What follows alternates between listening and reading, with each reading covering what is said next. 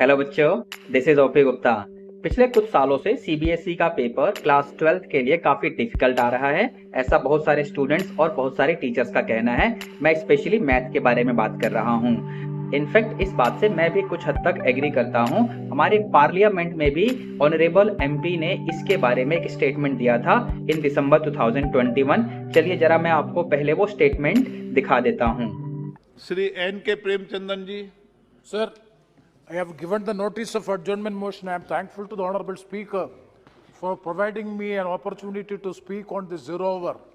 Sir, my zero hour submission is regarding the CBSE exams which took place yesterday. Sir, you may kindly see class 12 maths board examination of CBSE on 6th December 2021 was highly tough, very lengthy and even out of syllabus.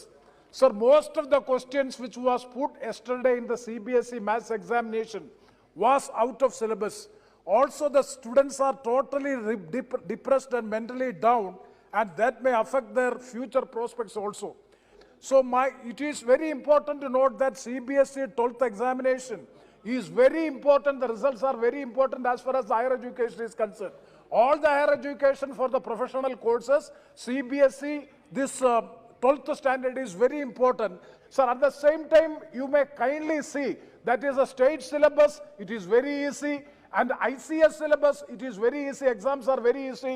As far as the CBSE exams is concerned, it is very tough, lengthy, out of syllabus.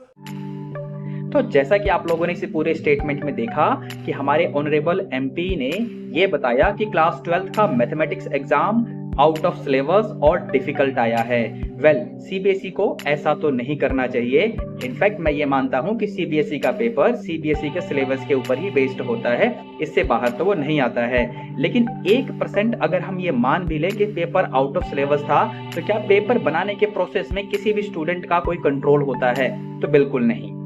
तो फिर किस चीज के ऊपर हमारा control होता है? हमारा कंट्रोल होता है कि हम लोग प्रिपरेशन इस तरीके से करें कि पेपर कितना भी डिफिकल्ट आ जाए, हम लोग उस पेपर को अच्छे तरीके से हैंडल करते हुए सारे क्वेश्चंस को अटेम्प्ट कर पाएं कॉन्फिडेंस के साथ। अब इस पर्पज को फुलफिल करने के लिए आपकी प्रिपरेशन रियली सुपर स्ट्रॉन्ग होनी चाहिए। अपनी प्रिपरेशन को आप अच्छा कैसे बनाएंगे?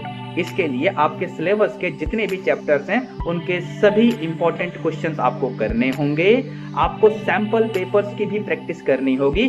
कम से कम 10 सैंपल पेपर का तो टारगेट आपको लेके चलना पड़ेगा for each and every subject. अब अगर आपकी प्रिपरेशन ही इतने पीक लेवल पे है तो पेपर कितना भी डिफिकल्ट आ जाए, आप लोग उसे अच्छे तरीके से हैंडल कर सकते हैं।